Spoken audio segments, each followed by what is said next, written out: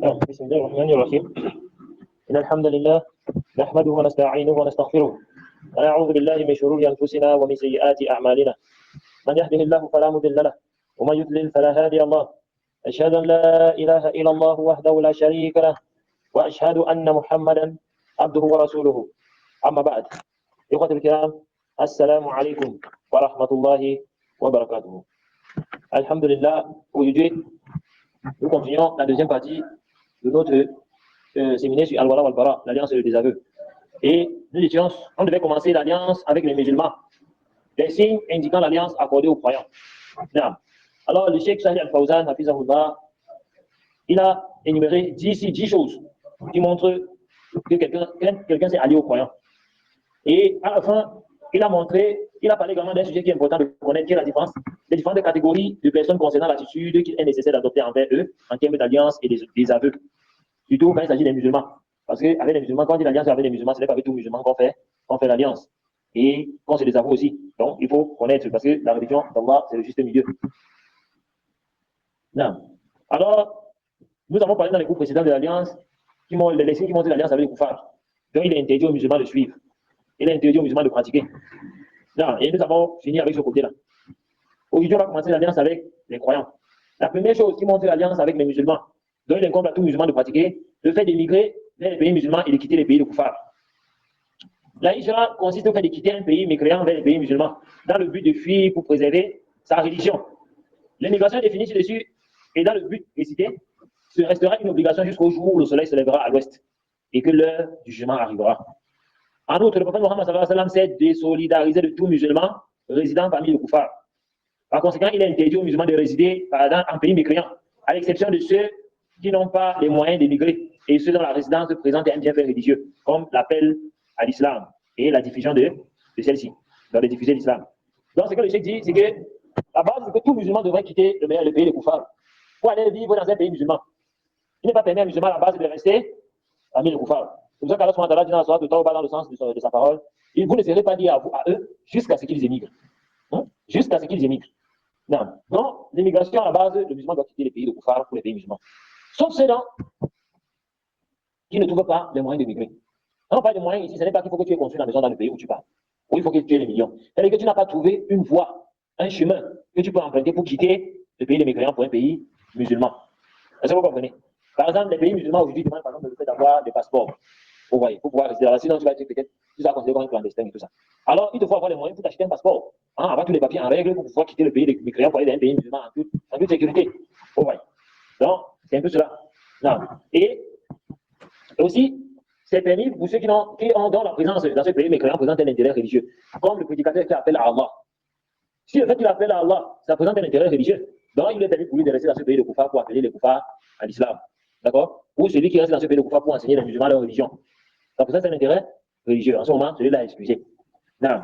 Et Allah subhanahu wa ta'ala a dit, dans le sens de sa parole, on a déjà lu ce verset dans la sourate Nisa, verset 97 à 99.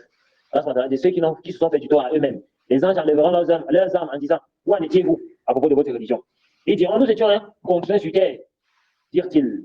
Alors les anges diront, la terre d'Allah n'était-elle pas assez vaste pour vous permettre de faire la hijra? Voilà bien ceux dont le refus sera l'enfer, et quelle mauvaise destination. À l'exception des faibles, hommes, femmes et enfants, incapables de se débrouiller et qui ne trouvent aucune voie. À ceux-là, il se peut qu'Allah donne le pardon. Allah est clément et pardonneur. Non. Donc, la hijra, quitter un pays musulman, vers un pays de kafir, quitter un pays de koufar vers un pays musulman, reste une obligation pour les musulmans dans le but pour préserver sa religion. D'accord? Non.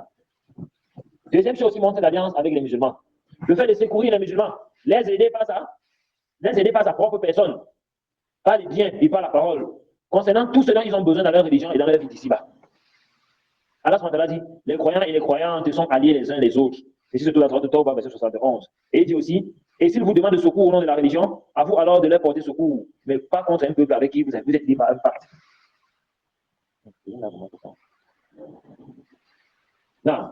Donc, le principe qui montre l'alliance des musulmans envers les musulmans, il y a le fait de les aider par ta propre personne. Si tu peux secourir ton frère par ta propre personne, en lui sauvant la vie par exemple, en aidant les musulmans à combattre les koufars, en ce moment-là, c'est permis. Ça, c'est secourir les musulmans par sa propre personne. Le fait de les secourir par ses biens. Tu sais que tu as un frère qui a besoin d'aide, un frère besogneux, un frère qui a peut-être des dettes qu'il faut aider à rembourser. Est-ce que vous comprenez?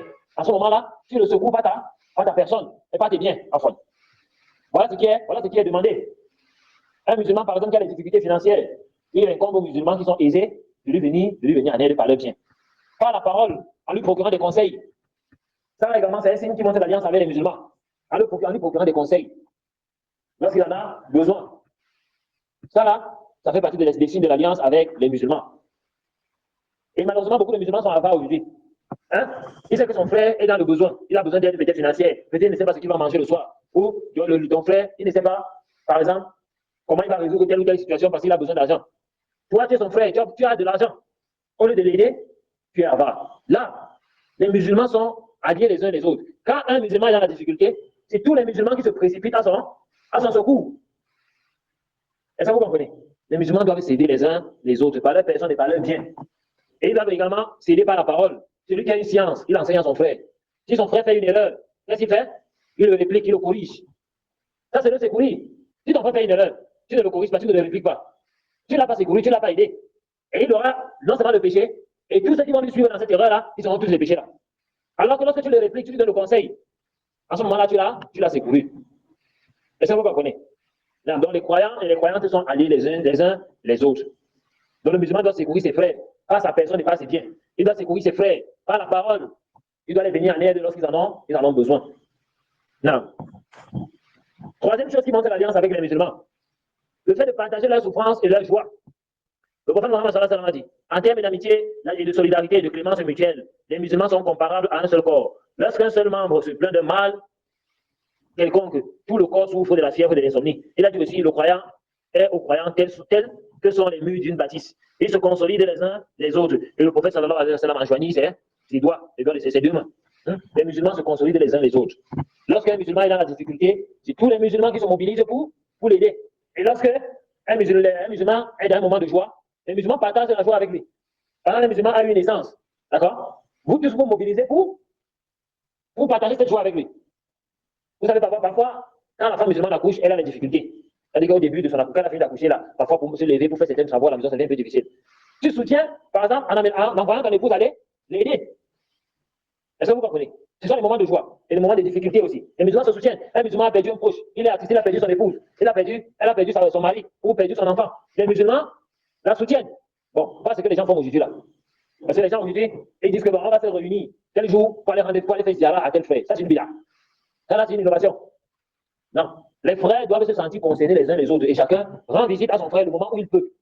Les choses qu'on voit souvent, les gens font dans les associations, ils disent que non, on va se réunir tel jour pour aller faire ziara à tel frère parce que tel frère il a eu telle ou telle difficulté. Là, ça veut dire que quand vous venez le jour là, vous vous rencontrez là-bas et peut-être dès que la journée finit, vous rentrez. Ni vu ni connu, on ne passe plus là-bas. Jamais.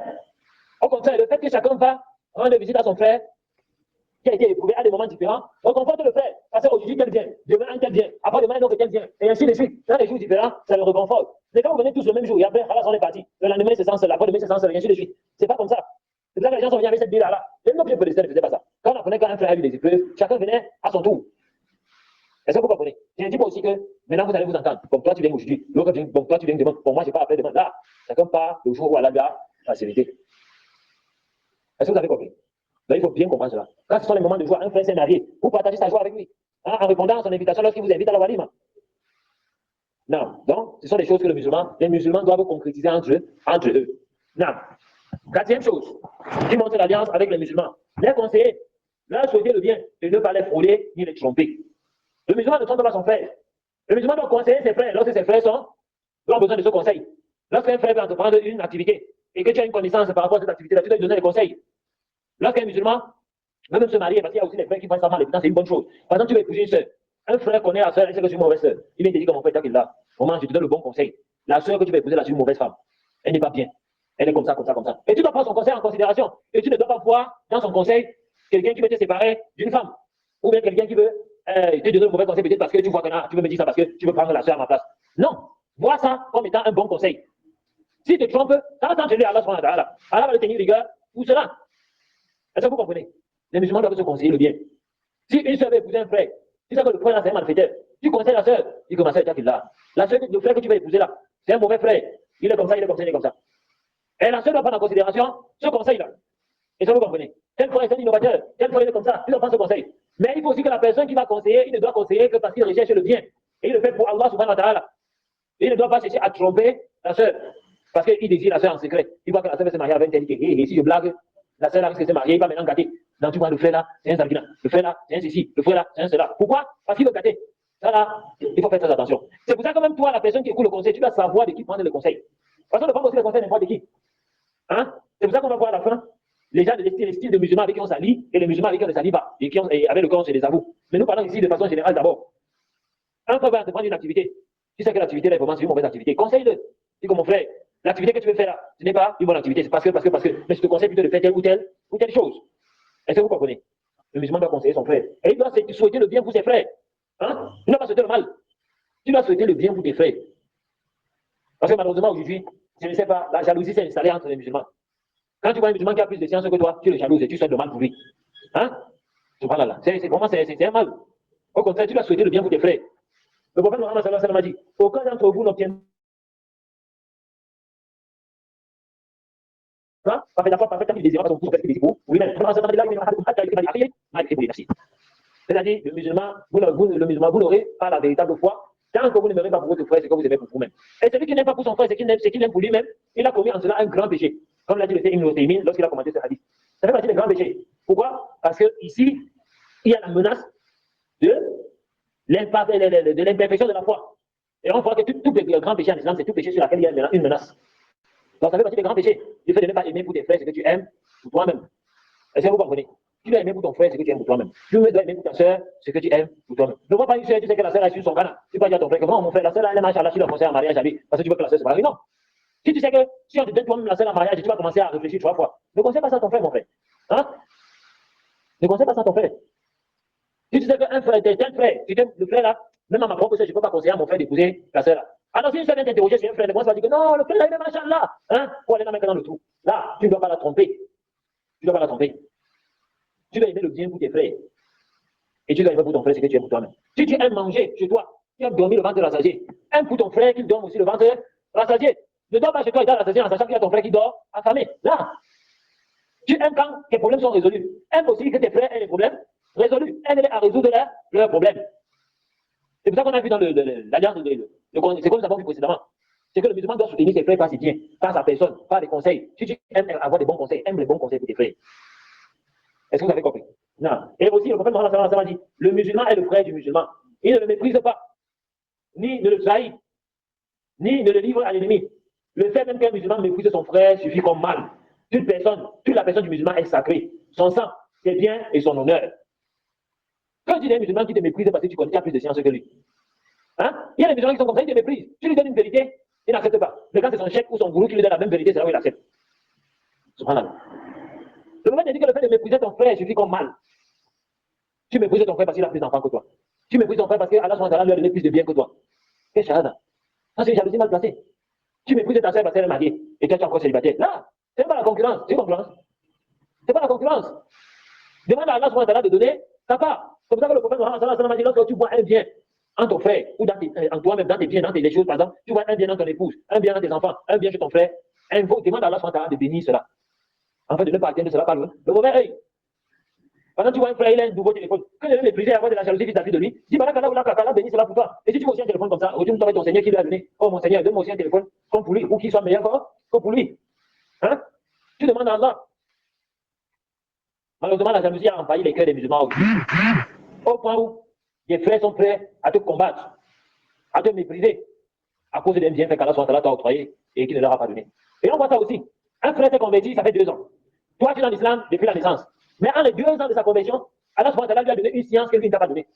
Allah l'a élevé au rang de prédicateur. Au point où les gens profitent de sa science. Tu commences à l'envier. Oh, le frère là, il a appris où?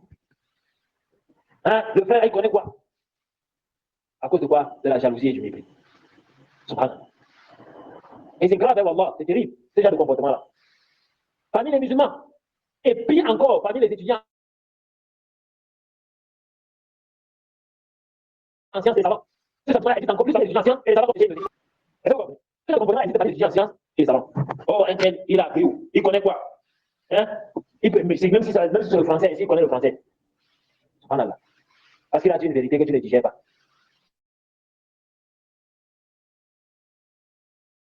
Ou bien parce qu'il a fait ton chef. Son chef il a refusé de l'égitime. Donc, c'est un sentiment que le musulman doit effacer ça en lui. Les musulmans doivent se conseiller les uns les autres et éliminer ce sentiment de jalousie et de mépris qu'ils ont les uns envers les autres. Est-ce que vous comprenez? Et parfois, le diable peut venir te tromper, te faire croire que non, en fait, tu donnes le bon conseil. Mais à travers cela, tu penses que tu donnes le bon conseil alors que tu es en train de gâter. Vous voyez quelqu'un, il fait un audio, hein, il pense qu'il conseille ses frères. Et pourtant, en fait, derrière cela, c'est masqué par la jalousie. Quel frère? Je le connais. Je le connais, il a appris où? Il ne connaît rien. Tu vois, la personne pense qu'il est sincère. Le Shaitan a embelli son œuvre au point où il la voit belle. Alors qu'à travers ce que tu en écoutes et ce qu'il dit, on comprend clairement que c'est arrivé par une rancœur, oui, jalousie. Et malheureusement, c'est ce qu'il a avec les musulmans. Quand il a des problèmes avec son frère, si par exemple, tu prends un exemple, toi tu es l'enseignant du frère Mohammed, hein, et toi, tu vas me avec tes soutiens. Le jour où tu viens avec tes fuites, Mohamed, quoi, je l'ai moi pour ajouter, son enseignant, là. Maintenant, le jour où il a des problèmes avec toi, le jour où vous avez des problèmes, lui maintenant il vient me soutenir. Le jour que j'étais refus, il est avec moi. Je dis non, ce que tu as dit là, c'est vrai. Hein? Et comment il peut dire un truc comme ça? Non, non, c'est vrai tout. Vous croyez tu crois qu'il me soutient par rapport à la vérité, alors que c'est parce que quand on regarde la réalité, il y a un litige entre vous deux. Et le jour où vous arrangez vos problèmes, vous redevenez les bons amis, ils se retournent contre moi. Beaucoup de fois, ces comportements-là. Et surtout dans les discussions dans les groupes voisins. Lorsque tu refuses ton enseignant, il te contacte en inbox. Non, ce que tu as dit là, c'est bien, c'est comme ça. Hein? Il va comprendre que la religion, ce n'est pas seulement lui. Hein? La religion, ce n'est pas seulement lui. Hein? Il connaît celui qui connaît la chose la plus que qui. Le jour où les problèmes finissent, tu le refus encore ton enseignant, c'est une erreur. Tu connais quoi? Hein? Tu as appris où? Hein? Hein? Vous voyez déjà le comportement-là. Et le diable enjolive cela à ses yeux. Il pense qu'il est sincère. Ça, ce n'est pas la sincérité, ça. Donc, on doit faire très attention. Lorsque tu veux prononcer une parole, lorsque tu veux t'élever au milieu des gens, regarde ce qu'il y a dans ton cœur. Pourquoi est-ce que tu le fais? Pourquoi est-ce que tu le fais? Donc, on doit faire très attention. Le prophète Mohammed a dit, ne vous détestez pas, ne vous disputez pas, et ne vous livrez pas à la surenchère.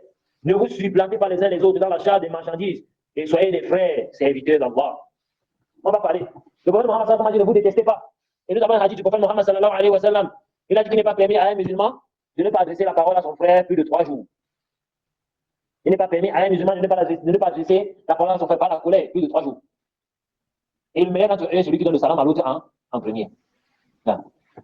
C'est pour expliquer la parole où le prophète Mohammed sallallahu alayhi wa sallam dit, ne vous détestez pas. C'est-à-dire que quel que soit le mal que ton frère t'a fait, quel que soit le mal que ton frère t'a fait, je parle d'un mal relatif aux choses de ce dunya. Il n'était pas permis de ne pas lui adresser la parole plus de 3 jours.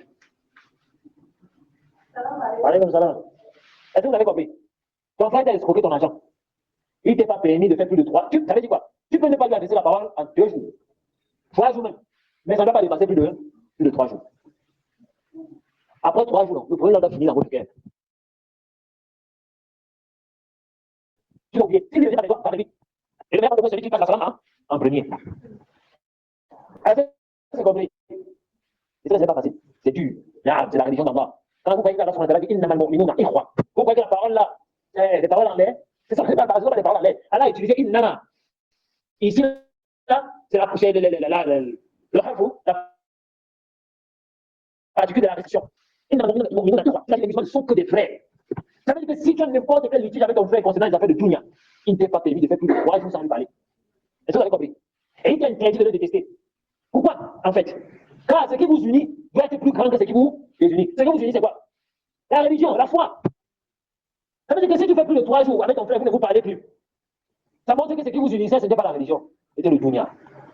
Et le musulman ne doit pas être uni à son frère par rapport aux affaires du dunya. Je suis avec toi parce que non. Et c'est ça, malheureusement, aujourd'hui, ce sont les intérêts. On a poussé ce comportement chez les mécréants. Je suis avec un tel parce qu'il me donne souvent l'argent. L'intérêt, c'est ça. Je suis avec un frère parce que non, quand il est avec lui, là, non, il a souvent des bons gigots. Il a souvent des bonnes femmes. Il a souvent, on passe souvent au tuyau. Je suis avec lui parce que non, quand je suis souvent avec lui, non. Quand j'ai besoin d'argent, il est toujours là pour me donner. Non, ça doit être ça. Le jour qu'il te dit que mon frère, vraiment, aujourd'hui, je n'ai pas, ça devient des problèmes. Tu ne te sépares de lui. Non. Je suis avec elle fois parce qu'il m'invite souvent chez lui de venir manger. Donc lorsque j'ai faim là, c'est pas sa bonne pour les filles. On fait comment? La position. Le jour qu'il décide que la nourriture là c'est fini, je n'ai plus avec lui. Non, ce n'est pas ça qui doit vous unir. Ce qui doit vous unir, c'est la religion d'Allah subhanahu wa ta'ala. Tu es avec lui à cause de la religion. Ça veut dire que si tu dois te fâcher contre lui, tu dois te fâcher contre lui à cause de quoi? De la religion. Ça veut dire que si tu désobéis à Allah subhanahu wa ta'ala ouvertement, tu le désavoues. S'il devient innovateur dans la religion, tu le désavoues. À cause de quoi? De la religion. Et on va prendre cet exemple-là, on va entrer dans la dernière partie de ce sujet de l'alliance et du désaveu.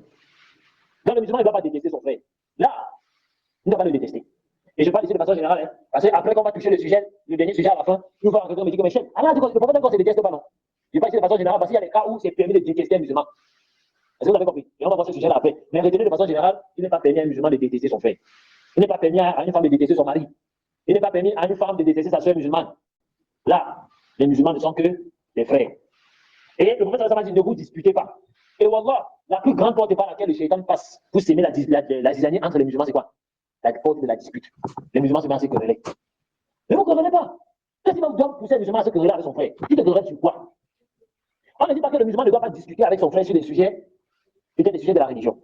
Déjà, même sur les sujets de la religion, les musulmans doivent éviter de se disputer. Parce qu'il y a la différence entre la dispute et la discussion. Vous voyez la différence? Vous connaissez la différence entre la dispute et la discussion? Parce que la dispute, ce n'est pas la discussion. C'est ça qui est dit la dispute. Vous commencez à vous disputer. Hein? Et vous échangez des mots. Hein? Et vous commencez à vous envoyer des grossièretés. Hein? Celui-là, il commence à insulter la mère d'un tel. Il commence à insulter ses enfants. Il commence à insulter sa femme. Il commence à s'insulter, s'avancer des mots, les grossièretés. Ça, c'est interdit à l'islam. Le musulman n'insulte pas son frère. Et le prophète Mohammed sallallahu alayhi wa sallam a dit, il suffit, le fait d'insulter un musulman, c'est de la perversité. C'est de la perversité. Un musulman n'insulte pas son frère. Est-ce que vous avez compris? Le musulman n'insulte pas son frère. Vous devez éviter de vous disputer pour les choses inutiles. Vous voyez même des musulmans qui se disputent pour les choses inutiles. Vous disputez sur quoi? Oh, il a pris mon argent. Oh, il a fait ceci. Oh, il m'a dit mouf. Il m'a dit ceci. Non. Si tu insultes, même patiente, ne dispute pas avec lui. Si tu insultes, patiente. Sachez que quand un musulman si quelqu'un t'insulte, Allah subhanahu wa ta'ala voit des anges qui l'insultent à ta place.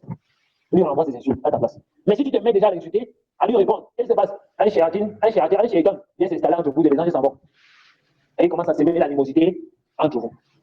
Donc, il ne convient pas à un musulman d'insulter son frère. Et vous aussi, vous devez veiller à ce que même parmi vos enfants, les insultes n'existent pas. Et les femmes aussi sont les champions avec ça. L'enfant casse le verre. Ça, c'est quoi ça? Fous le gars, un idiot, oh, c'est ci, là. Tu insultes l'enfant, pourquoi? Demain, il va prendre l'insulte et il va commencer à insulter tout le monde avec. Parce qu'il pense que c'est une bonne chose. Parce que les enfants captent, ils sont des capteurs. Hein, tout ce que vous faites, ils comprennent. Hein? C'est pour ça que vous ne soyez pas étonné si vous voyez un enfant insulter. N'allez pas loin, parce que ses parents sont comme ça. Il a entendu des insultes là à la maison. Donc, il faut éviter de vous insulter. Et de vous disputer. Vous voyez même dans un foyer, la femme élève la voix sur son mari. Et le mari élève la voix sur sa femme, ça devient des disputes. Parce que ça, c'est disputer. Quand vous disputez, le shaitan entre au milieu, ça devient un conflit. Et il y a un frère qui m'a dit une chose, vraiment, c'est vraiment rare, ce genre de comportement dans les foyers. Il m'a dit, depuis que je suis tout petit, bien que c'est son père, ils ne sont sur rien dans la religion, hein, mais ils ont eu un comportement que vraiment, on devait voir ça entre les musulmans qui sont sur la sunne. Il dit, depuis que je suis tout petit, jusqu'à ce que j'ai atteint l'âge que j'ai atteint, je n'ai jamais vu ma mère lever la tête devant mon père. Il n'a jamais vu la mère lever la tête devant son père quand son père parle. Hein? Mais vous voyez, sœur, elle porte le long voile, ça touche le sol. Elle sunni, le fait sort. Elle sonne du matin au soir. Elle vient la voir dans son foyer. Comment elle parle à son mari comme si c'était elle qui commandait son mari. Hein? Elle donne les ordres à son mari. Monte, descends, fais comme ça, quitte là-bas, fais ceci, fais ça. Pousse-toi un peu, arrange-toi comme ça. Voilà. C'est quel comportement ça? Parce que ça fait partie des mauvais comportements. C'est un mauvais comportement. La femme doit veiller à ne pas mettre son mari mal à l'aise. Peut-être que si c'est elle qui est dans telle position, si je le supplie de quitter pour que j'arrange quel endroit, ça va l'énerver. Peut-être qu'il reste là-bas, jusqu'à ce qu'il va quitter avant qu'il arrange. Il y a des femmes, elle te dit que quitte le lit, je vais arranger le lit. Subhanallah. C'est quoi comme ça? Quand tu lui reposes ça, elle se fâche même encore plus que toi. Donc ça fait partie des sales comportements. Ça fait partie des sales comportements quand on va voir sur une femme qui croit en Allah au jugement dernier.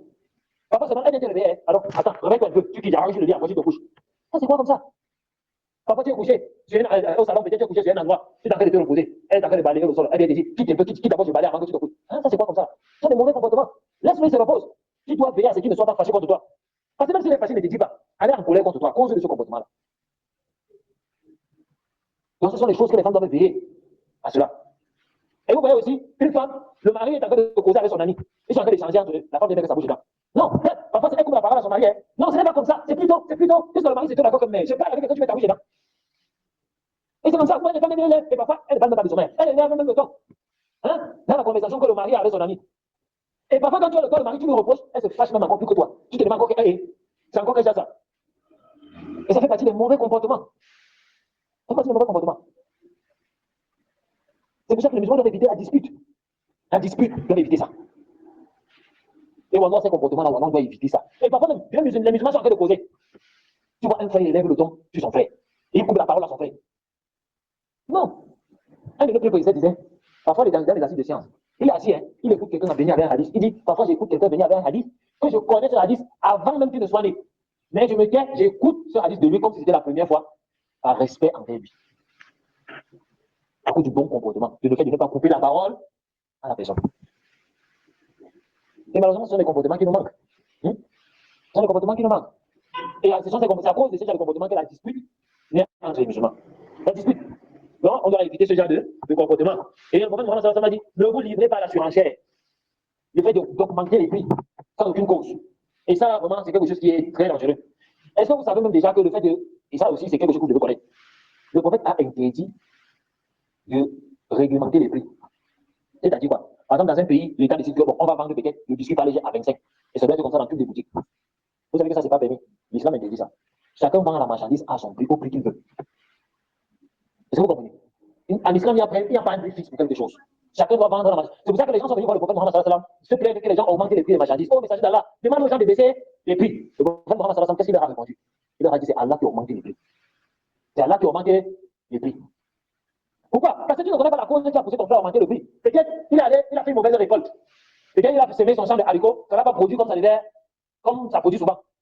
Mais il se rend compte que s'il vend au prix qu'il vend d'habitude, il ne va rien avoir. Il va plutôt aller en perte. Il décide d'augmenter le prix. Est-ce que vous comprenez? C'est pour ça que le fait de mettre les prix standards, ça ne fait pas partie de l'islam. C'est pour ça que le musulman ne doit pas aussi surenchérir sans aucune cause, sans aucune raison.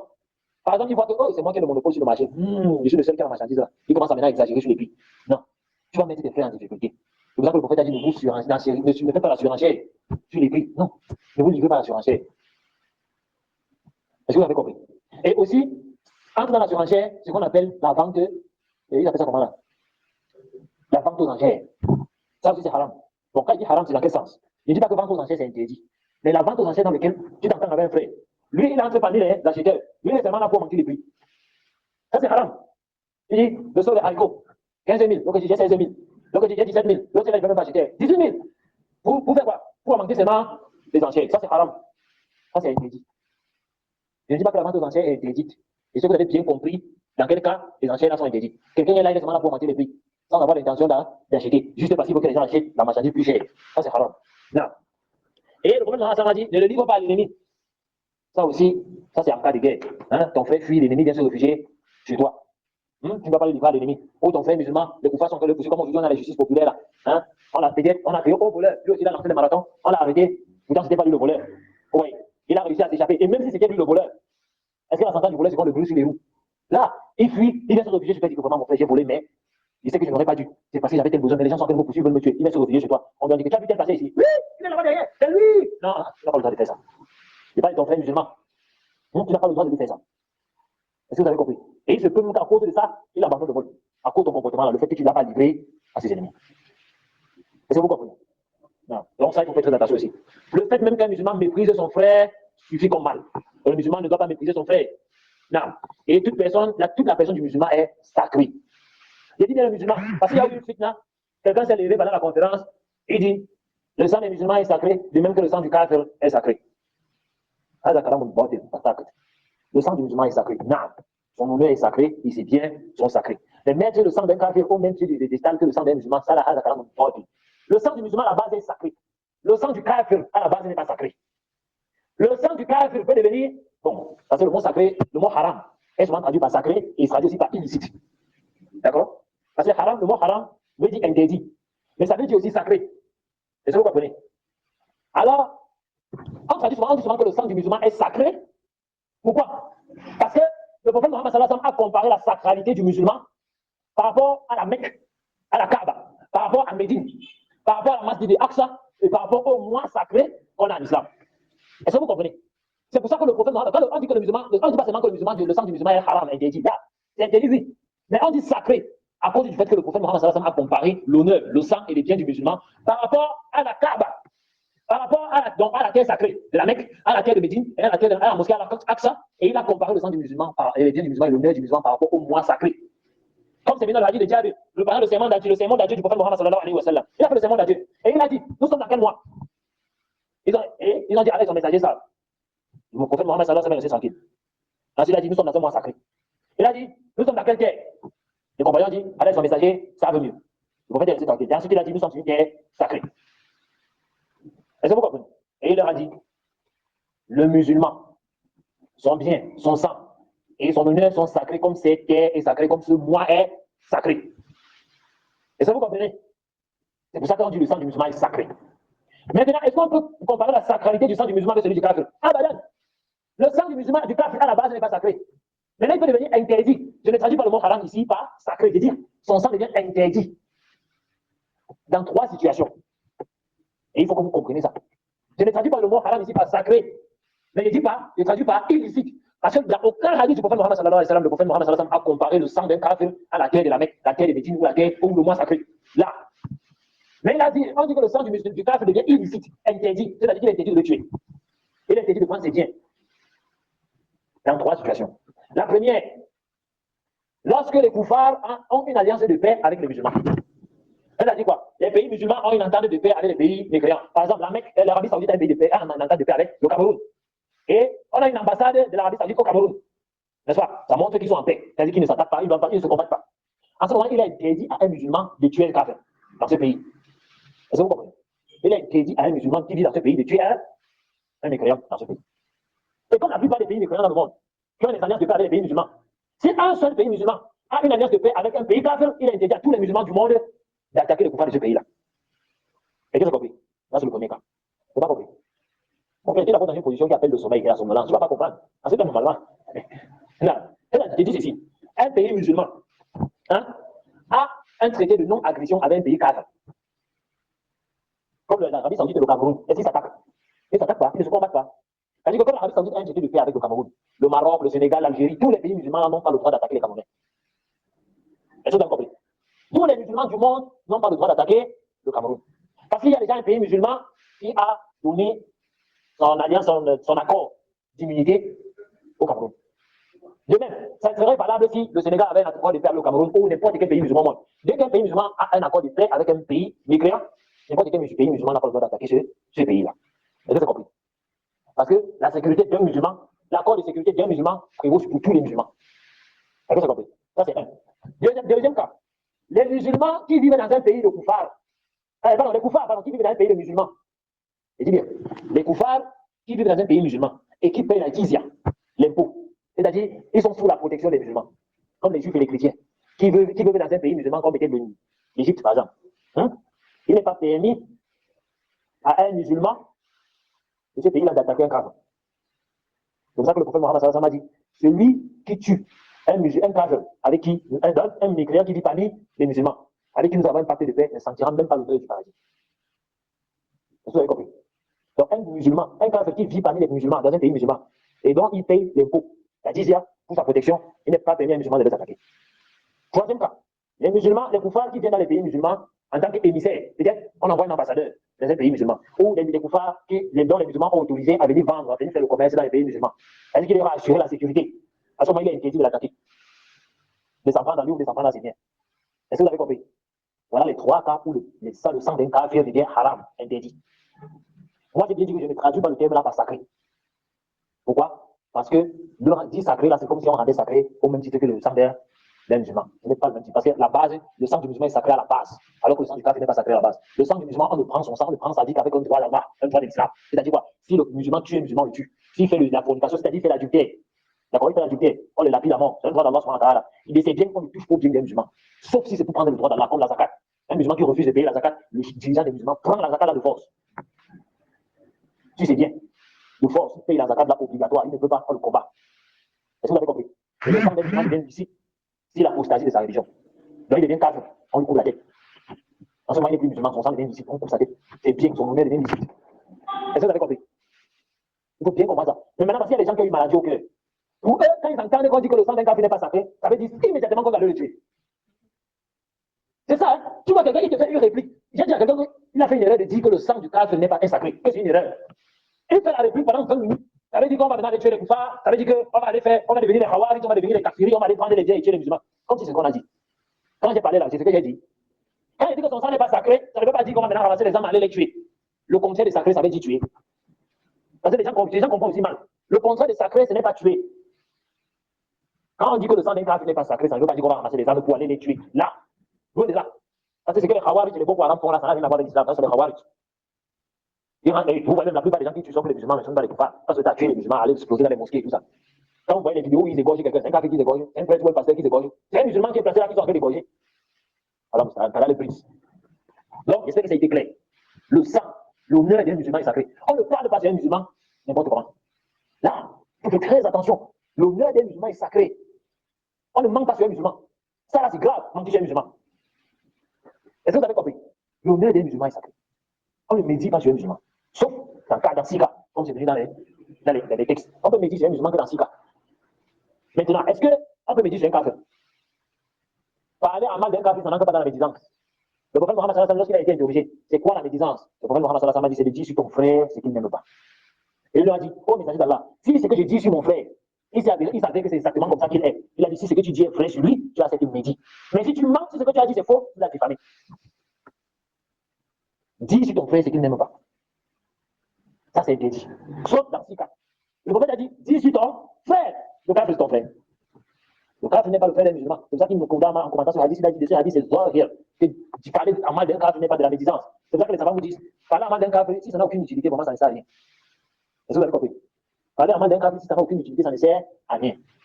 Mais parler en mal d'un musulman, il faut que ça entre dans les 6 cas. Parmi les cas, par exemple, il vient d'interroger sur un frère, parce qu'il est venu demander ma soeur en mariage. Tu dois me dire tout sur lui, tout ce que tu connais sur lui, que ce soit en bien ou en mal. Ça rentre pas dans la médisance interdite, ça rentre dans la médisance légiférée. Tu n'as pas le droit de cacher. Tu dois tout me dire. Si c'est un malfrat, si c'est un ceci, tu dois tout me dire sur lui. Avant qu'on ne prenne la décision de donner la fille en mariage. Si tu caches, tu n'auras pas de responsabilité. Ça, c'est qu'un cas. Je ne veux pas citer tous les 6 cas parce que je n'ai pas tous les 6 cas dans la tête. Parmi les cas aussi, par exemple, quelqu'un qui va se plaindre de son frère à un tribunal musulman ou à quelqu'un qui peut résoudre le problème. Il dit, maman, il y a mon frère, tel. Il a fait telle ou telle chose. Vraiment, j'aimerais que tu gères la situation-là. Ça rentre dans le cadre de la médisance qui est légiférée. Parce que tu es parti voir quelqu'un qui, tu sais que tu espères de lui qui résolve le problème ou qui gère la situation. Ou par exemple, au cadre d'un renseignement. Par exemple, quelqu'un tu cherches la maison par exemple, de ton frère musulman. Mais il est connu dans le quartier par un de ses défauts. Par exemple, il est borgne. Ou bien il boite. Si tu viens te dire que je cherche le frère Mohamed Awal, qui est dans cet endroit-ci. On dit que mon frère, Mohamed Awal, c'est qui? Non, c'est un frère là, il boite comme ça, il boite comme ça. On dit, ah, celui-là, il habite en bas. Tu as médit sur lui, mais ça rentre dans la maison légiférée. Parce que tu n'as pas dit dans ce sens-là, ou c'était pour te moquer de lui, ou pour le diffamer là, ou pour le rabaisser. Mais ton but c'était de le retrouver en fait. Dis dans le frère qui est borgne là.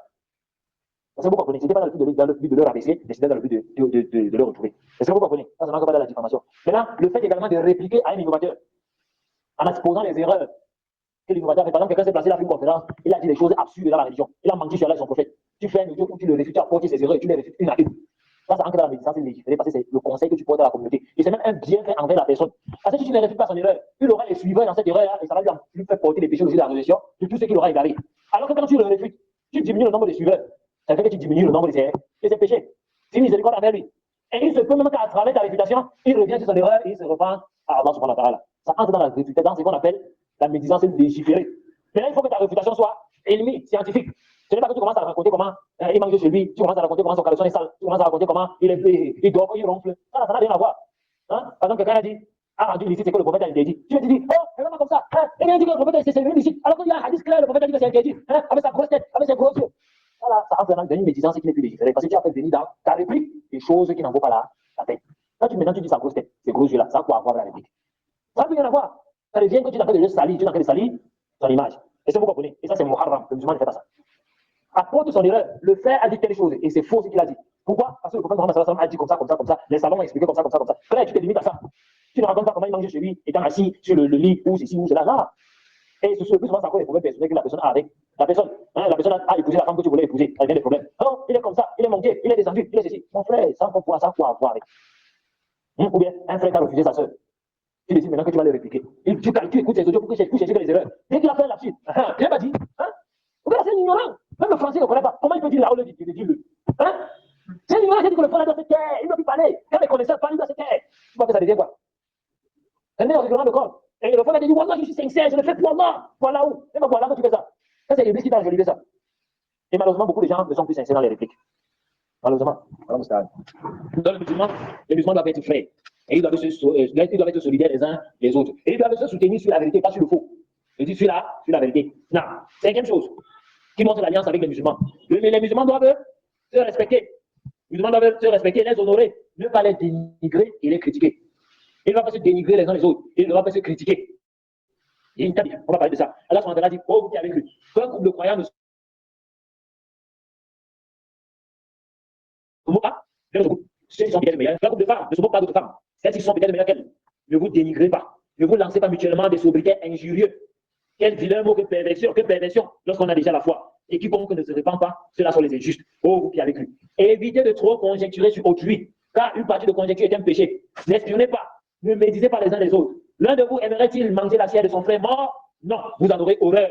Et craignez Allah, car Allah est grand accueillant au repenti et très miséricordieux. Soit dans la Foujurat, verset 11 à 12. Mon frère, mes chers frères, Allah est venu avec des règles dont on va détailler dans ce verset. Peut-être on va même s'arrêter sur ce verset-ci. Allah dit qu'un groupe de croyants ne se moque pas d'un autre groupe. Mes chers frères, la moquerie est intelligente en islam. Un musulman ne se moque pas de son frère. Et malheureusement, aujourd'hui, c'est tellement répandu. Les musulmans qui se moquent les uns des autres. Hein? Un frère fait une erreur, tu te moques de lui. Hein? Un autre ne s'exprime pas bien en français, tu te moques de lui. Hein? Au contraire, si Allah t'a gratifié d'un bienfait, c'est pour que tu sois reconnaissant. Ce n'est pas pour que tu te moques de ceux qui n'ont pas été gratifiés de ce bienfait. Et comme l'autre, c'est un pauvre type. Ah bon, c'est un pauvre type. Parce qu'Allah t'a enrichi. Il se peut qu'Allah soit en terre pour à ton tour. Le musulman ne se moque pas de son frère. Non, celui-là, il est bon. Il ne voit pas bien avec son nez. Subhanallah. C'est une moquerie. Et comme c'est l'autre là, avec ses longs pieds. Subhanallah. Et comme l'autre là, avec sa grosse tête. Tu ne dois pas te moquer de ton frère, mon frère. Et vous voyez, parfois, ça devient même un sujet de raillerie entre les frères. Ah, le frère là, il va dire des gars, il ne peut même pas parler. Oh, ça va aller. Subhanallah. Ce sont les cœurs malades. On voit que ce sont les cœurs malades qui font ça. Les musulmans ne doivent pas se moquer les uns des autres. Là, un musulman ne se moque pas de son frère. Mais maintenant, il y a des gens qui confondent la moquerie et la reproche. Par exemple, un frère, il s'exprime en français. D'accord? Et il a des difficultés à comprendre bien la langue française. Parce que quand il s'exprime, et quand vous discutez sur un sujet, tu te rends compte que le nœud de votre problème, c'est le problème de compréhension. Tu dis, mon frère, je me dis que le problème, c'est que tu ne comprends pas bien le français. Ça devient comme si tu te moques de lui. Hein? Parce que tu vois, ça veut dire que tu comprends bien le français. Tu te moques de moi. Là, c'est pas la moquerie. Hein? Là, ça n'entre pas dans la moquerie. Parce que le fait également que tu ne comprends pas bien la langue française, quelqu'un, que la personne qui connaît ses limites, connaît où poser ses pieds. Hein? Si quelqu'un te fait la remarque comme mon frère, tu vois que tu as du mal à t'exprimer en français, ce n'est pas une moquerie. Vous reconnaissez cela parce que c'est un manque que tu as. Est-ce que vous comprenez? Parce que les gens ont une maladie. Ils ont une maladie. Quand tu dis à un frère que mon frère, je me rends compte que tu n'as pas bien compris parce que c'est le français qui est un peu difficile. Il croit que tu te moques de lui. Non, ça c'est faux, c'est pas la moquerie. Est-ce que vous comprenez? Non. Les musulmans ne doivent pas se moquer les uns les autres. Là, on va venir encore un autre comportement. Et surtout, les femmes, là, dit qu'un groupe de femmes ne se moquent pas de notre groupe de femmes. Car il se peut que celles-là sont meilleures qu'elles. C'est ça aussi. Malheureusement, beaucoup de femmes font ça. Allah t'a gratifié ta facilité, tu as porté le voile. Machallah, long voile, ça touche le sol. Tu commences à te moquer de celles qui ne portent pas le voile. Mon frère, tu n'as pas besoin de faire ça. Allah l'a éprouvé. Si on regarde peut-être dans tous les autres comportements, les aspects de la religion, elle est meilleure que toi. Hein? Mais Allah l'a éprouvé par le fait qu'elle ne porte pas le voile. Mais est-ce que ça veut dire que comme elle ne porte pas le voile là, elle est maintenant la pire des femmes? Là, conseille-la plutôt. Exhorte-la à porter le voile, mais ne te moque pas d'elle. Et les femmes sont les championnes. Hein? Mon mari est riche. Hein? Mon mari a ceci. Ça, tu n'as pas. Tu te moques d'elle. Subhanallah. Et ce sera la cause par laquelle Allah vous a profité, vous deux dans la maison. Parce que tu as épousé une femme qui se moque des autres, hein? Les autres femmes. Tu vois, une femme vient rendre visite à sa soeur. Maman, tu as encore la cheville ici? Maman, je fais ça depuis. Moi, je porte même plus ça. C'est démodé. Hein? Il ne pas ici. Maman, mon mari m'a acheté un pain comme ça. Hein? Ça, c'est encore les petits pains. Le pain ici, ça, c'est le. Ah, ça, c'est le corona. Ça, c'est le corona. On va en marcher à 1000 francs. Moi, dans mon pain. Ça, c'est le pain de 5 000, 10 000, super wax. Subhanallah. Hein? Et c'est comme ça, elle sent dans les moqueries. Et c'est pour ça que parfois, tu vois, une soeur vient rendre visite à ta femme à la maison. Tu laisses ta femme à la maison comme le beurre.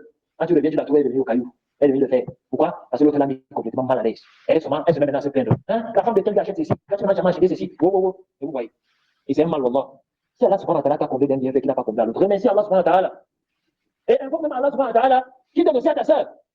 Maintenant, il y a les femmes aussi, parce qu'elle est mariée, sa soeur est célibataire, elle se moque d'elle. Comment la célibataire là? Hein? Comment la célibataire là? Espèce de célibataire. Non, tu ne dois pas te moquer d'elle. Prie Allah subhanahu wa ta'ala, tu lui donnes aussi un mari. Comme il t'a donné. Est-ce que vous avez compris? La moquerie là, ce n'est pas bien. Oh, et comment celle-là n'a même pas les enfants. Il faut accoucher, t'as pas d'enfant, hein? Peut-être parce que vous avez eu un problème. Peut-être ton enfant est parti chez elle, casser le verre. Pour recommander ton enfant, elle a tapé ton enfant. Hey, il faut que tu touches les verres. Tu touches pas mon enfant, hein? Comment? Tu vas coucher ta part avant de taper. Parce qu'elle n'a pas d'enfant. Tu commences à lui dire ça. Tu vas coucher ta part. Comment? Tu veux taper l'enfant de quelqu'un. Tu vas coucher tes enfants, hein? Comment? Ça là, c'est pas bien. Tu vois, parce qu'elle va se donné des enfants que tu vois que tu es meilleur qu'elle. Là.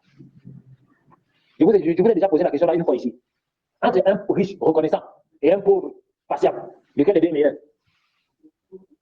C'est que vous n'avez pas encore compris. C'est que vous n'avez pas encore compris. C'est qui joue? Un riche reconnaissant et un pauvre patient, lequel des deux est meilleur? Reconnaissant, un riche reconnaissant et un pauvre patient, lequel des deux est meilleur? Vous dites quoi? Riche reconnaissant, quoi? Riche reconnaissant, il est meilleur que le pauvre patient, quoi? Quoi? Le riche reconnaissant, un riche qui est reconnaissant et un pauvre qui est patient. Vous avez tous faux. Les deux sont égaux. Parce que les deux ont fait selon Allah subhanahu wa ta'ala, c'est quand Allah subhanahu wa ta'ala attend d'eux. Quand Allah subhanahu wa ta'ala t'éprouve avec la pauvreté, il attend de toi quoi? La patience. Quand il t'éprouve avec la richesse, il attend quoi? La reconnaissance. Les deux sont égaux. Parce que les deux ont fait ce que Allah subhanahu wa ta'ala attend. Attendez. Maintenant, si le pauvre commence à se plaindre d'Allah subhanahu wa ta'ala à cause de sa pauvreté, qu'est-ce qu'Allah fait? Allah le punit à cause de son impatience. Si le riche devient orgueilleux à cause de sa richesse, qu'est-ce qu'Allah subhanahu wa ta'ala fait? Allah le punit à cause de sa richesse. Les deux sont égaux devant Allah subhanahu wa ta'ala. Les deux ont la récompense. Parce que les deux ont fait ce qu'Allah subhanahu wa ta'ala attend d'eux. Donc si Allah subhanahu wa ta'ala t'a enrichi, Allah attend de toi quoi? La reconnaissance. Si Allah subhanahu wa ta'ala t'a éprouvé par la pauvreté, Allah attend de toi quoi? La patience. Sois patient et demande à Allah subhanahu wa ta'ala combien de c'est. Et c'est bien fait. Est-ce que vous avez compris? Il faut bien comprendre ce concept-là. Ça que un ne doit pas se moquer de lui. Il se peut que toi, tu as la richesse, tu te moques de celui qui est pauvre. Il se peut que le pauvre soit meilleur que ton frère d'Allah. Pourquoi? Parce qu'il est patient. Et il sait qu'il est dans une situation que c'est Allah qui l'a mis. Alors que toi qui te moques de lui, c'est une ingratitude envers Allah subhanahu wa ta'ala vis-à-vis du bienfait qu'il t'a donné. Et le prophète Mohammed sallallahu alayhi wa sallam a dit que l'un d'entre nous ne se moque pas de son frère, car il se peut qu'Allah subhanahu wa ta'ala lui fasse miséricorde et qu'il prouve à ton tour. Est-ce que vous avez compris? Non, il faut faire attention à cela. Et Allah subhanahu wa ta'ala dit ne vous dénigrez pas. Et on connaît ce que ça signifie le fait de se dénigrer, en se donnant des sobriquets injurieux. Comme tu appelles quelqu'un, on appelle quelqu'un le borgne, parce qu'il a une œil fermé. C'est quelqu'un le borgne là. Oh le borgne. Non. On peut passer une flèche chaque fois qu'il vient faire la visite chez toi. Oh la famille. Tu te moquer de lui. Là, tu ne peux pas te moquer de lui. Ni en lui donnant des sobriquets injurieux. On ne dit pas que c'est interdit de donner des sobriquets. Mais ne donne pas un sobriquet à quelqu'un qui devient un sobriquet qui pourrait insulter. C'est pas permis. D'accord? Le fait de donner des sobriquets injurieux. Par exemple, tu vois, par exemple, le frère, il est un peu chiche. Tu vois qu'il est chiche, tu dit, oh le chicha. Partout, il le voit, oh, c'est moi, non, le chicha. Vous vous moquez de lui. Là. Ça, c'est un sobriquet qui insulte. Est-ce que ça l'honore? Quand tu appelles quelqu'un le chicha, c'est pour l'honorer, pour l'insulter. C'est pour l'insulter. Mais si il voit quelqu'un, il dit, oh, il dit, j'appelle par exemple un frère, Abdallah. J'appelle quelqu'un, oh, serviteur d'Allah, je l'honore bien, je l'insulte. Je l'ai honoré. Oh, le généreux. Je l'honore bien, je l'insulte. Je l'ai honoré. Mais quand tu vois appeler quelqu'un le chicha, oh, le mout. Non, tu es obligé de donner un sobriquet. Si les chichis, laisse-le dans chicher, tu es obligé de l'appeler le généreux. Si tu l'appelles le général, alors qu'il est chiché, c'est comme si tu te moquais de lui. C'est pas ça. Si tu appelles quelqu'un par un attribut qui ne lui convient pas, tu ne vas pas te moquer de lui. Tu appelles parce qu'il le connaît. Non, là c'est une moquerie. Si c'est pour le rabaisser, non. Tu fais plutôt les éloges de quelqu'un parce qu'il voilà, peut-être par quelque chose qui le caractérise de bien. Est-ce que vous comprenez? Par exemple, je ne peux ne pas connaître le nom, il dit Abdallah, oh serviteur d'Allah. C'est non, oh toi le serviteur du généreux. Je peux appeler quelqu'un par un sobriquet, je peux appeler quelqu'un Abu Mohammed, et peut-être n'a même pas d'enfant. Et là, pour le père de Mohammed. Parce que je souhaite qu'il ait un enfant qui s'appelle Mohammed, ça c'est permis. Quand tu appelles quelqu'un Ababak, il y a Ababak. Quand tu appelles quelqu'un Aboubak, le père de Bakr, parce que tu souhaites qu'il ait un enfant qui s'appelle Bakr, tu savais dire que tu te moques de lui parce qu'il n'a pas d'enfant. Là, il faut faire très attention. Là. Et Allah subhanahu wa ta'ala dit également éviter de trop conjecturer sur autrui. Là, la conjecture, c'est quoi? C'est ce qu'on appelle le von, le fait d'avoir des pensées vis-à-vis de ton frère. Et on a deux types de von. On a un type de von qui est haram, et on a le von qui est béni. Le von qui est haram, c'est-à-dire quoi? La suspicion, en fait. D'avoir de la suspicion vis-à-vis de ton frère. C'est quoi? C'est-à-dire que tu commences à avoir des mauvais soupçons avec quelqu'un. Ça, c'est interdit en islam. Avoir de mauvais soupçons avec quelqu'un. Par exemple, un frère a fait quelque chose, tu commences à voir. Par exemple, tu passes sur un frère, il est passé là. Il cause avec une soeur. Elle est bien voilée, ils sont en train de causer. Non, je suis une frère qui fait du zina. Il a fait le zina. Mon frère, est-ce que ce n'est pas sa soeur? Peut-être qu'il a fait le cause avec sa soeur. Tu connais tous les membres de sa famille. Et tu dois lui poser la question qu'il a fait. C'est qui? Mais tu commences à voir les hommes. Et aussi les gens qui font les hommes avec les femmes. Je suis sûr que la femme, c'est un peu le zina. Il regarde la femme de la fille, ça lui plaît pas. Je suis sûr que la fille, c'est un peu le zina. Tu vois là. Tu étais là. Ça, c'est le mauvais soupçon. Tu regardes la tête d'un frère, ça te plaît pas. Je suis sûr que le frère, si, c'était dans le braquet quelque part. Et c'est un banquier. L'argent là qu'il a, sûrement il fait le cire. C'est un zabdina. Peut-être qu'il fait le portefeuille magique. Peut-être. Vous voyez, les sous nous sommes sur la base de rien. Ça, c'est haram. Parce que le prophète, la majorité des conjectures, c'est quoi? Mensonger. La plupart des conjectures sont mensongers. Non, si tu te bases sur quoi d'abord? Ça, c'est le mauvais zone. Ça, d'abord, c'est pas permis. Mais maintenant, je vais dire qu'il y a un autre zone qui est permis. C'est un zone qui est basé sur des faits. Par exemple, si tu te vois, oui, je sais que tu es célibataire, mais que tu es en train d'embrasser une femme, tu la bouche, en route là. Mon frère, dis-moi, je ne vais pas avoir le son contre toi, c'est quoi? Je sais que tu n'es pas marié. Je te vois embrasser une fille sur la bouche. La première chose que je vais imaginer, c'est quoi? C'est que le gars là, c'est sa copine. Ça, c'est un zone qui est basé sur quoi? Sur des causes. Ça, je ne serais pas réprimandé pour ça. Mais maintenant, je serais réprimandé sur ça si je commence à faire le colportage. Je commence à colporter. Je fais il a une copine. Il a une copine. Ils sont avec une copine. Il veut faire qu'il embrasse une fille. Et je suis sûr que c'est sa copine. Mais tu m'as dit que c'est ta copine. C'est pour ça que le musulman doit faire tout pour éviter de se faire soupçonner. Le musulman doit éviter de se faire soupçonner. Le prophète Mohammed sallallahu alayhi wa sallam sortait de l'Iqtikaf avec sa femme qui est venue rendre visite à la mosquée. Et vous savez, les femmes qui viennent voilées, on ne voit pas leur visage côté du camp. Ils se placent à la porte de la mosquée, mais ils causent avec elle. Deux hommes sont passés. Ils ont dit là, salam au messager d'Allah, salam alaikum, ils continuent leur route. Le prophète les a appelés. Venez. Ça, c'est ma femme, sa fille. Il a dit, oh, messager d'Allah, vous ne pouvez pas imaginer le prophète a dit que le shaitan coule dans le veine du fils d'Adam comme son sang coule dans ses veines. C'est ma femme, sa fille. Ah, s'ils seraient passés, ils n'ont pas bien vu la femme. Ils partent. Non, la fille, le prophète, dans la mosquée. Hein? Il commence à voir le mauvais zone. Vous voyez? C'est pour ça que le prophète Mohammed ça me l'a rappelé pour éliminer ce sentiment-là. Si un frère, si par exemple tu vois un frère sortir de la fenêtre, par la fenêtre de la maison de quelqu'un, que tu sais que ce n'est pas sa maison, il sort par la fenêtre. Hein? Tu vas pas voir le mauvais zone que le plus gars là se met en train de voler comment? Pourquoi? Parce que c'est basé sur un fait. Est-ce que vous comprenez? Ce zone-là n'est pas interdit parce que c'est basé sur des causes. Mais maintenant, ça va te pousser à aller faire quoi? Vérifier. Est-ce que ces faits-là sont avérés ou pas? Tu vois un frère sortir par la fenêtre qui lance le ballon, vous ne dites pas. 2 minutes après, on commence à crier, oh voilà!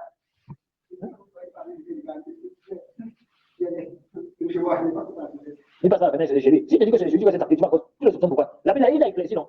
Tu vas parce qu'il a effacé le soupçon, il a éclairci. Est-ce que vous comprenez? C'est pour ça qu'il dit que le musulman doit toujours être dans une position dans laquelle on ne doit pas le soupçonner. Il doit toujours éviter les situations où on doit le soupçonner, avoir le mauvais soupçon à son égard. Est-ce que vous comprenez? Non, donc il faut éviter. Tu passes par exemple, tu vois une seule musulmane sort par la fenêtre de la maison de quelqu'un. Tu sais que ce n'est pas là où elle vit. Tu vas pas imaginer quelqu'un qui fait le signal là-bas dedans, que c'est quoi? Ne passe par la fenêtre. Hein? Tu vas t'imaginer ça que la seule là serait ta fait le signal. Mais le mal serait plutôt de faire quoi? De te baser sur un soupçon pour accuser quelqu'un ou pour répandre, salir l'honneur de la personne. Là, ça c'est interdit. Tu peux avoir le soupçon sur quelqu'un, par exemple, qui a déposé ton argent. Le fait était seul dans la mosquée. Tu es sorti, tu es revenu, l'argent a disparu. Pourquoi l'argent a eu les pieds, c'est sorti par là, c'est sorti par la mosquée pour partir. La première personne que tu vas soupçonner, c'est qui? C'est le fait. Tu ne vas pas affirmer que c'est lui parce que tu n'as pas vu. Mais tu vas le soupçonner à cause de quoi? D'une cause. Le fait que tu l'avais laissé seul dans la mosquée avec ton argent. Mais tu n'affirmes pas que c'est lui. Maintenant, si tu l'interroges, tu dis que ce n'est pas lui. Maintenant, tu mets plutôt les enquêtes pour savoir qui a vraiment pris ton argent ou pas. Est-ce que c'est compris? Soupçonner là, c'est vraiment très grave. Et Allah a dit, ne vous espionnez pas. Ça aussi, c'est interdit aux musulmans d'espionner son frère. Ça, c'est haram. Ou de s'asseoir au porte pour écouter les conversations des gens. Ça, c'est interdit. C'est pour ça que, le savant dit souvent, si vous voyez une personne, il guette à droite et il guette à gauche, et il s'isole avec une personne, sachez que c'est parce qu'ils ne veulent pas que ce qu'ils vont se dire entre eux, une troisième personne, écoute, alors ne t'aventure pas pour aller écouter ce qu'ils sont en train de se dire. Ça, c'est interdit. Il faut éviter. Même les conversations téléphoniques. Quelqu'un prend son téléphone, il sait la personne, il décroche, il sort. Ça veut dire qu'il ne veut pas qu'on écoute ce qu'ils se disent. Toi, tu n'as pas besoin de te lever pour aller dire, regarde, tu dis quoi, tu t'assois maintenant pour écouter. Là, tu les sortis parce qu'il ne veut pas que les gens écoutent. Et tu vas pas demander également commencer à lui soupçonner à propos de ça. Les gars, pas comme ça, tu es comme si tu étais en train de poser une au téléphone. Là, il faut éviter ça. Et que c'est compris. Et vous voyez que si les musulmans respectent ces genres de comportement-là, ça va éviter qu'il y ait la fuite entre les musulmans. Est-ce que vous comprenez? Et maintenant, il y a aussi des choses que les gens commencent à imaginer. Comme il a dit, le bon soupçon doit se baser sur des preuves. Quelqu'un vient par exemple, un musulman, vient qui sent l'alcool sur lui. Hein? Il a l'alcool partout qui sent sur lui. Tu commences à dire non, je ne veux pas imaginer que mon frère a bu. Peut-être il est passé en route, on a versé l'alcool là sur lui. C'est pas là. Hein? Ça, là, c'est une pensée qui est bonne. Parce que la cause est là, il sent l'alcool est sorti sur lui. Maintenant, tu vas lui poser la question que mon frère, tu as bu l'alcool. Si tu dis que non, je suis passé, on a versé sur moi, là, ça va. Hein? Mais il y a des frères, tu dis que mon frère, tu sens l'alcool, tu as bu de l'alcool. Là, il parle de la bouche sans l'alcool. Il commence à dire que mets-toi dans tes affaires. Ce sont des signes clairs qu'il a bu l'alcool. Hein? Juste ce qu'il a fait, c'est là. C'est pour ça que le musulman doit éviter les situations dans le soupçon. C'est pour ça que le musulman qui croit Allah au jugement des nuits ne s'assoit pas sur une table où on boit de l'alcool. Comme le prophète Mohammed a dit. Tu vas voir un musulman, il a au bar avec des gens, il y a les bouteilles et des billets placés sur la table. Lui, tu regardes comme ça, là, tu vois, tu ne sais même pas si c'est lui qui boit la bière ou bien le jus. Hein? Après, tu avais dit que mon frère était au bar, tu buvais l'alcool. Tu dis non, non, tu vas boire l'alcool, tu buvais le jus. Tu faisais d'abord au bar. Hein? Tu faisais quoi assis sur une table où on boit l'alcool? Non, c'est pas permis pour un musulman de s'asseoir sur une table où on boit l'alcool. Et les musulmans ne doivent pas s'espionner. Tu vois un musulman, il est entré au bar. Tu cherches maintenant. Il fait quoi là-bas dedans? Hein? Tu commences à aller guetter. Mon frère, ça te concerne quoi? Les musulmans ne doivent pas s'espionner. Et à fortiori qu'une femme, elle doit éviter d'espionner son mari. Et ça, c'est une maladie chez beaucoup de femmes. Hein? Parce qu'elles doivent espionner leur mari. Et les femmes qui passent d'espionner leur mari. Ça, c'est mon cas. Mais ce sont les maladies des femmes. Tu vois qu'on passe comment? On parle de ça. Hein? Il y a des femmes qui espionnent leur mari. Oui, ouais, je parle d'abord des femmes, c'est quoi? Hein? C'est vrai aussi qu'il y a des femmes, les hommes qui espionnent leur femme. Et l'homme doit espionner sa femme. Voilà, comme les femmes, la femme espionne, c'est la religion d'Allah, si ça vous dérange. Hein? L'homme doit espionner sa femme.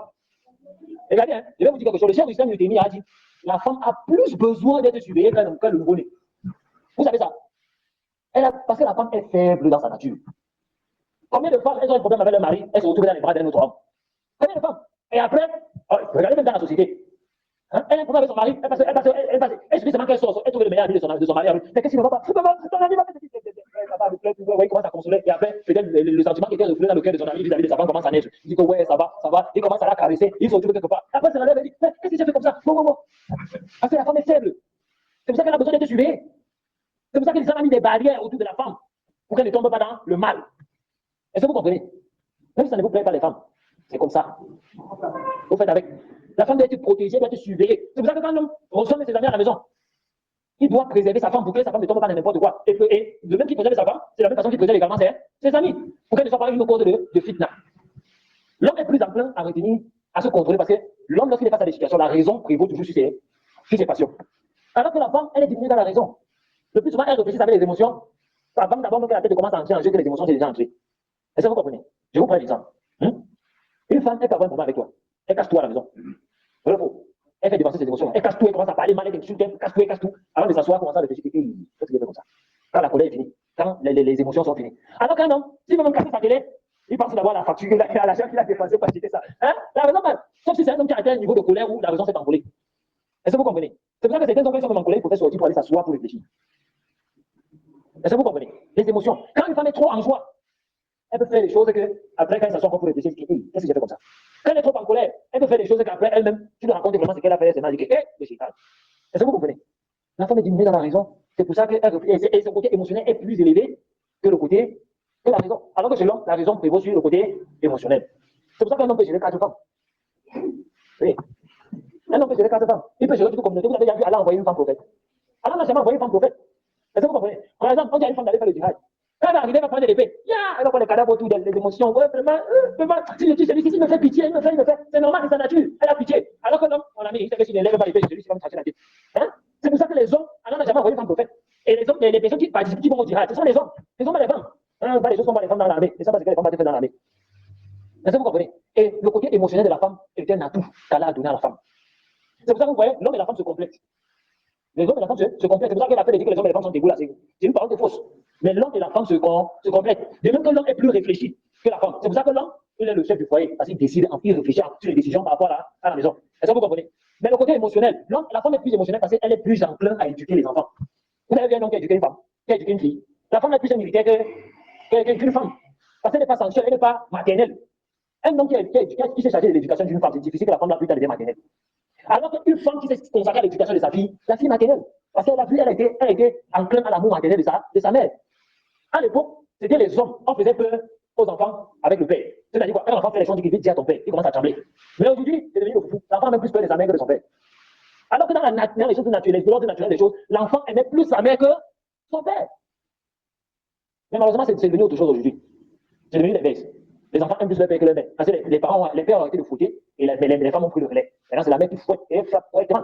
La femme déteste la mère, elle aime le père. Alors qu'avant, c'est l'enfant qui détestait le père et il aimait plus la mère parce que la mère ne tapait pas. Et la mère, elle faisait peur avec le nom de papa. Il dit, je vais dire à ton père, ouais, maman, pardon, il ne veut plus faire, pardon, il ne veut plus faire. Et aujourd'hui, c'est l'inverse, malheureusement. Allah a donné l'autorité à l'homme sur la femme. Pourquoi? Dans le foyer. Pourquoi? Parce que l'homme réfléchit avec la tête. C'est pour ça que la femme ne donne pas une autre femme en mariage. C'est l'homme qui donne l'autre femme, qui donne la femme en mariage. Pourquoi? Parce que la femme, imagine, tu viens de demander une femme en mariage, donc la femme laisse l'autorité d'une autre femme. Il suffit seulement que ta tête énerve la mère. Elle te refuse sa vie. Elle te regarde comme ça, ta tête d'énerve. Elle refuse sa vie. Alors que l'homme ne regarde pas ça. Il réfléchit parce que quand il voit sa fille, il regarde plutôt le bonheur de sa fille. Or, la femme, quand elle regarde sa fille, elle regarde plutôt ce qu'elle va profiter derrière sa fille. Oui. C'est pour ça que vous allez voir que la plupart des divorces aujourd'hui, dans les foyers, c'est à cause des belles-mères. La plupart des divorces, c'est à cause des belles-mères. Et à cause de leur jalousie. Parce qu'elle arrive, elle voit comment l'homme entretient sa fille. Et elle voit que moi, son père ne m'entretient pas comme ça. Et le type, s'il ne me donne pas souvent, il ne vient pas souvent me donner les pailles, il ne vient pas souvent me donner les cadeaux. Elle va commencer à faire quoi? Mettre les idées dans la tête de qui? De sa fille. C'est pour ça que tu auras toujours des trucs dans ton foyer à cause de la belle-mère. Et à la fois, vous séparez à cause d'elle. Et c'est tout comme ça. C'est pour ça qu'un frère m'a dit un jour, mon frère, c'est comme ça que les femmes sont. Si une femme ne veut pas que sa fille aille en mariage, non. Là, si vous faites n'importe quoi, la fille va pas partir. Si une femme veut que sa fille soit dans un foyer, non, sa fille va sortir. Parce qu'elle va trouver un moyen de gâter. Elle va trouver un moyen de gâter. Et c'est pour ça que le prophète Mohammed a menacé de châtiments sévères la femme qui est la cause qui vient s'aimer la tisanie entre une femme et son époux. Il a menacé d'un châtiment sévère celui qui vient créer la fitna entre une femme et son mari. Parce que le mari est au-dessus, a plus de droits que la mère, le père et toute la famille de la femme. Si ton mari, le mari dit à la femme monte, sa mère lui dit descend, son père lui dit descend, elle monte d'abord. Combien les femmes sont éduquées avec ça? Quand on vous dit que la plupart des femmes sont en enfer, vous croyez que c'est le jeu vidéo. On vous dit que c'est la plupart des femmes à cause de leur comportement avec leur mari. Parce que quand elles se marient, elles ne savent pas que le mari passe au-dessus de tout. Donc son mari devient son père, sa mère et tout, sa famille. Elle ne sait pas que son mari peut dire que je ne veux plus voir ta mère chez moi. Et ta mère ne pose plus jamais les pieds chez lui. Elle ne sait pas ça. Ah, pourquoi tu dis que ma mère ne vient plus chez moi? Avec ta mère, elle vient aussi. Maman. Oh ouais, il peut dire que je ne veux plus voir ton père ici. Mais là, si tu veux que ton père continue à venir, après ton père, tu dis que papa, pardon, arranger les problèmes que tu as avec mon mari. Parce que mon mari, il veut te voir chez moi. Si c'est un père conscient, il va appeler le mari pour arranger le problème, tu veux continuer à venir. Mais quand on dit comme ça, devient plutôt les problèmes. Le droit du mari, chauffez comme vous voulez. Et on va le crier, vous allez avoir les problèmes. C'est pour ça qu'il y a un hadith du prophète Mohammed sallallahu alayhi wa sallam. Quand j'ai lu ce hadith, il y a eu foi dans le dos. C'est vrai qu'il y a la divergence entre les savants sur l'authenticité de ce hadith-là. Il y a le chef qui a rendu faible, l'imam Nawawi a dit que c'est authentique. Le prophète Mohammed sallallahu alayhi wa sallam a dit l'homme ne sera jamais interrogé pour avoir frappé sa femme. Que le jour de Yom Kiyama, Allah ne va jamais l'interroger pourquoi il a frappé sa femme. Vous comprenez ça? Non, pour vous dire qu'il faut faire très attention. Surtout si la femme sa femme avec droit. Non, donc, il faut faire attention. On va s'arrêter ici. On peut quand même faciliter. Je ne sais pas s'il y a des questions. Non, pas de. Ouais, pour ça là. voulais savoir si elle peut mentir pour sauver son frère. Pour sauver son frère, comment donne-moi un exemple. Par exemple, son frère dans la rue marchait, on est confronté à un voleur. Non. Et puis il vient de lui. Le frère puis vient de lui. Donc c'est pas chez lui. Oui, oui, c'est pas chez lui. Les gens en venant, tu demandes quelqu'un bien sûr. Il va les livrer à ses ennemis, pourquoi? Il ne livre pas. Il dit non, il ne même pas. Il ne même jamais vu. Il fait comment? Lui, pour protéger son frère. Est-ce que vous avez compris? Dans ce cas-là, il n'y a pas de problème. Si c'est pour protéger son frère, il n'y a pas de problème. Non. Dans ce cas-là. Hein? Trahir son frère? Non, il ne doit jamais détester son frère, sauf si la cause pour laquelle il le déteste, c'est lié à la religion. Par exemple, son frère est tombé dans les innovations. Il va le détester. Et on va voir ça plus en détail à la fin. Parce qu'il ne voulait pas, il fallait avoir de façon générale. Et après, on va venir avec les cas dans quel cas il est permis de ne même plus adresser la parole à ton frère, même toute ta vie. Non,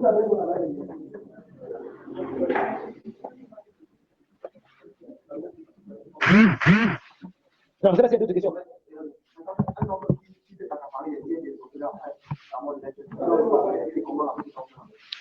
Sachez que le fait de s'accaparer les biens de l'orphelin fait partie des grands péchés.